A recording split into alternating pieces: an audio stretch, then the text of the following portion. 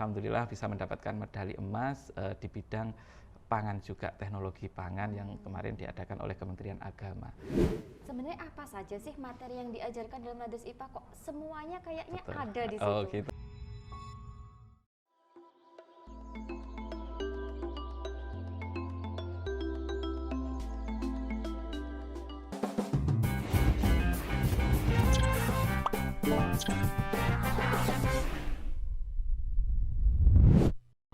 Assalamualaikum warahmatullahi wabarakatuh. Waalaikumsalam warahmatullahi wabarakatuh. Jumpa lagi kita di IAIN Podcast. Ya, hari ini kita kedatangan seorang tamu yang spesial, yaitu beliau merupakan seorang ketua jurusan dari salah satu jurusan yang ada di Fakultas Tarbiyah dan Ilmu Keguruan IAIN Ponorogo. Beliau adalah Bapak Dr. Wirawan Fadli. Selamat pagi Bapak. Oke, selamat pagi. Assalamualaikum. Waalaikumsalam warahmatullahi wabarakatuh. Sehat nih Bapak? Alhamdulillah sehat, Bu Desi. Ya, jadi hari ini kita akan membahas bagaimana sih untuk jurusan Tadris IPA. Tadris IPA itu seperti apa? Pengen tahu? Yuk kita. Ya, Pak Wirawan. Iya. Sebenarnya apa sih visi misi dari Tadris IPA itu? Oh baik, ya terkait visi misi Tadris IPA ini mudah diingat sebenarnya Bu Desi ya, yaitu adalah ilmuwan santri, di mana ilnya itu adalah ilmiah, wannya berwawasan lingkungan, dan santri itu berspiritual integrity. Jadi program studi yang arahnya kepada membentuk program studi yang unggul di bidang untuk berkarakter ilmiah, kemudian berwawasan lingkungan dan berintegritas spiritual. Nah, Luar gitu biasa. ilmuwan Jadi santri. tidak hanya seorang ilmuwan, tapi juga Atau santrinya ya. itu Jadi ya, ada titik beratnya spiritual di situ. integrity-nya. Oke. Sedangkan mungkin ini banyak yang akan ditanyakan banyak orang. Sebenarnya akreditasinya apa sih?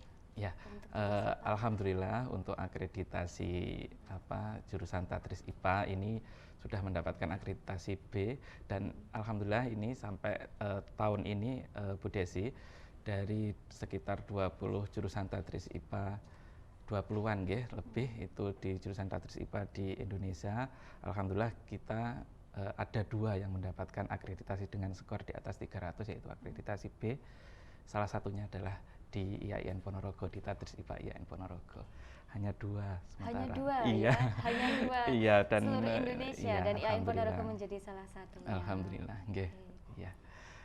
Ya. Jadi ini tidak perlu diragukan lagi ya buat teman-teman yang ingin gabung di Tadris IPA, karena akreditasinya itu sudah B, dan itu pun masih 2 kampus masih yang 2 kampus, hanya masih 2 kampus yang ada di Indonesia, salah satu dan di salah satunya di IAIN Ponorogo.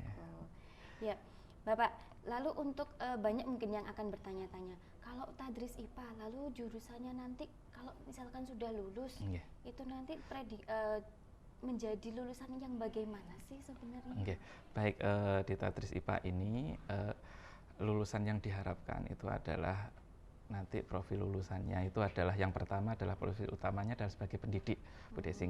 Jadi sebagai pendidik di SMP, guru SMP bisa, dan juga di SMK teknologi. Jadi arahnya adalah ke pendidik yang pertama, namun tidak menutup kemungkinan juga ada beberapa profil tambahan dari jurusan Tadris IPA, yaitu satu sebagai laboran. Jadi bisa menjadi laboran di beberapa lembaga pemerintah ataupun non-kementerian, non-pemerintah, dan juga nanti ada auditor halal. Jadi ada auditor halal dan pendamping halal. Ini adalah profil tambahan. Baru ya, teman-teman yang belum tahu ya. Jadi auditor halal. Ada auditor halal, dan juga nanti yang pasti juga nanti di sciencepreneurship atau di wirausaha di bidang IPA. Kan banyak sekali itu Bu Desi yang memanfaatkan IPA. Contohnya bioteknologi misalkan, usaha atau wirausaha terkait tentang pembuatan bahan-bahan bioteknologi seperti seperti yogurt, terus kemudian ada lagi kecap, ragi, itu dan beberapa macam yang lain, itu adalah teknologi-teknologi IPA yang itu bisa jadi profil lulusan dari kita, dari jadi teknologi pangan pun juga betul, bisa kita pelajari di Tadris IPA juga. Dan alhamdulillah teman-teman di Tadris IPA ini meskipun kita masih masih 6 tahun alhamdulillah sudah ada 2 lulusan, kita pun juga sudah mendapatkan beberapa prestasi Nah, kejuaraan. apa saja itu Bapak? Iya, jadi teknologi pangan tadi seperti yang disampaikan oleh Ibu Desi, yaitu misalkan kemarin pada tahun 2020 itu kita mendapatkan bronze medal ya, atau medali perunggu dari yang diadakan oleh Kementerian Agama pada waktu di UIN Sunan Kalijaga, Jogja. Terus yang terakhir ini yang terupdate yaitu terkait tentang bidang pangan juga. Jadi mengembangkan alternatif pangan bakso dari gadung pada waktu ya, dari tanaman gadung diaspora ya. Iya. Dari gadung ya, Iya, Pak, ya. alhamdulillah itu Bu Desi. Kemudian di tahun 2021 kita yang terbaru mendapatkan ini sudah ada peningkatan yaitu gold medal atau medali emas. Ya, alhamdulillah bisa mendapatkan medali emas di bidang pangan juga, teknologi pangan yang kemarin diadakan oleh Kementerian Agama. Jadi iya, dan beberapa juga ada yang olimpiade kita masuk ke tingkatan memiliki kejuaraan senasional, misalnya contohnya Harapan 1 di tingkat nasional terkait olimpiade IPA pada waktu itu, dan fisika kebetulan meskipun kita di IPA tapi fisika kita bisa masuk di mendapatkan juara harapan nasional. Alhamdulillah, itu kita syukuri karena kita masih baru juga jurusannya. Alhamdulillah ya Pak ya. Alhamdulillah. Jadi walaupun jurusan yang masih baru tetapi prestasinya luar biasa. Ya, doakan terus ya Pak.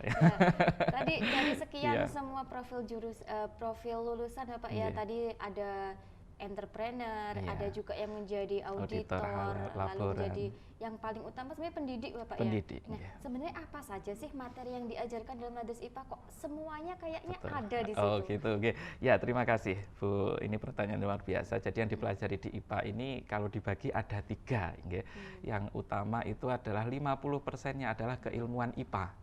Jadi 50% dari seluruh mata kuliah kita adalah keilmuan IPA, di mana IPA itu berarti mempelajari fisika, kimia, biologi, dan IPA terintegrasi. Dan yang utama adalah keempat mata kuliah tersebut, bidang tersebut itu dijadikan sebagai suatu bentuk kurikulum yang ini sesuai dengan pangsa pasar yang ada di tingkat pendidikan, yaitu sesuai dengan materi-materi yang ada di kurikulum K13. Jadi itu terintegrasi. Iya, karena kita melihat prospek guru IPA harus mampu untuk mengajar sesuai dengan tuntutan kurikulum, maka kita membekalinya dengan materi yang terintegrasi atau yang terpadu di dalam keIPAan itu sendiri. Itu 50%-nya adalah keIPAan. Jadi lumayan banyak gitu ya. Kemudian yang 40% berikutnya adalah ilmu terkait tentang kependidikan, metode kependidikan. Jadi ada yang dari ngajar ya, kemudian pendidikannya 40% dan ini 10% ini adalah mata kuliah keagamaan, dan itu juga salah satu yang membedakan. Namun jangan salah Bu Desi, ini juga ada mata kuliah IPA tapi yang arahnya juga arah ke keagamaan. Misalnya kita memiliki 4 mata kuliah utama kita, yaitu 1 tentang Islam, Sains, Teknologi, Masyarakat, dan Lingkungan. Jadi ini jadi tidak hanya sains, betul, tapi juga ada sosial, ada Islamnya, ada environmentnya, lingkungan juga ada. Kemudian ada nutrisi dan pangan halal. Makanya kenapa tadi profilnya ada auditor halal, kita membekali di mata kuliah nutrisi dan pangan halal. Dan alhamdulillah ini melahirkan beberapa kejuaraan yang di nasional itu dari mata kuliah, pembentukan di mata kuliah ini. Kemudian nanti ada lagi tafsir sains terintegrasi. Ya, bagaimana itu Bapak? Itu ada tafsirnya juga. Nah itu itu yang mungkin salah satu penciri kita, yaitu kita belajar menginternalisasi nilai agama khususnya yang ada di Quran dan hadis untuk mempelajari ilmu keislaman, kealaman ya, kealaman atau ilmu alam ini dengan perspektif atau internalisasi nilai keagamaan, supaya ya memahami terkait itu. Makanya kita ketika ngajar mahasiswa kita ketika lulus itu ada pencirinya, bahwa ketika lulus ada distingsinya, Jadi ketika dia lulus ngajar di sekolah pasti paling tidak ada siar agama Islamnya dalam bentuk membahas terkait tentang ilmu alam. Jadi ada kekhasannya di situ, dan itu insya Allah yang membedakan. Dan yang terakhir adalah ada syariah signpreneurship. Nah, itu adalah tadi Iya. signpreneurship itu kan Ada ilmu jadi ada. wirausaha di bidang sains Iya, tapi ada. dilakukan secara syar'i, karena notabene kita adalah kampus keagamaan, jadi supaya semuanya berjalan secara syar'i, secara sesuai dengan ilmu kewirausahaan yang disesuaikan dengan keislaman itu. Ya, mudah-mudahan bisa berkah semuanya akhirnya kan gitu. Iya, itu jadi pembekalannya. Tidak hanya cakap dalam sainsnya, tapi juga dalam keislamannya juga, karena sesuai dengan visi misinya tadi Bapak. Betul, ilmuwan santri. Ilmuwan santri, jadi seorang santri tetapi juga harus menjadi seorang ilmuwan. Ya. Sedangkan kalau misalnya Bapak, kalau ini nanti ada teman-teman sekalian yang pengen bergabung ke Tadris IPA itu bagaimana? Apakah nantinya itu harus pinter matematika dulu, ataukah harus pinter biologi, ataukah harus pinter fisika dulu? Iya, baik, untuk mau bergabung ke IAIN Ponorogo khususnya di Tadris IPA, pastikan bahwa teman-teman ini mengikuti tes yang di dalamnya juga ada tes akademik, ada tes psikologi yang diadakan melalui bisa SPAN, bisa SBMPTN, dan juga tes mandiri. Jadi semuanya berbasis tes, tapi yang jelas untuk masuk ya memang harus ilmu fisikanya, biologinya, kimianya, IPA-nya, matematiknya juga itu perlu untuk sebagai modal awal untuk mengikuti tes. Kalau itu bagus, insya Allah lah nanti bisa semuanya bergabung di Tadris IPA IAIN Ponorogo gitu, Bu Desi. Terima kasih Bapak, itu mungkin akan sangat membantu bagi teman-teman yang masih penasaran nih, bagaimana sebenarnya Tadris IPA itu sebenarnya seperti apa? Kok di sana ada pendidikan IPA, lalu di sini ada Tadris IPA. Ternyata yang membedakan itu tadi Bapak ya. Jadi bagaimana kita bisa menjadi seorang ilmuwan santri itu tadi.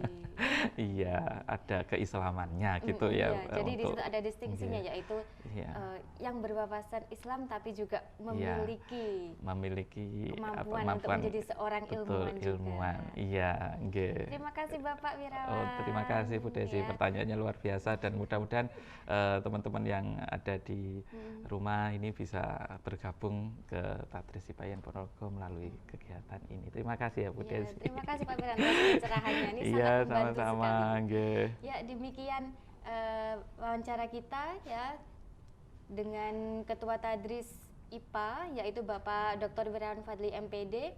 Semoga dengan adanya podcast ini, dengan adanya penjelasan dari beliau, teman-teman menjadi tercerahkan. Jadi bagaimana sih gambarannya untuk kalau ingin bergabung ke jurusan Tadris IPA itu, gitu ya.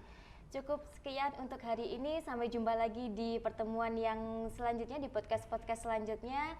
Assalamualaikum warahmatullahi wabarakatuh. Ayo kuliah di IAIN Ponorogo.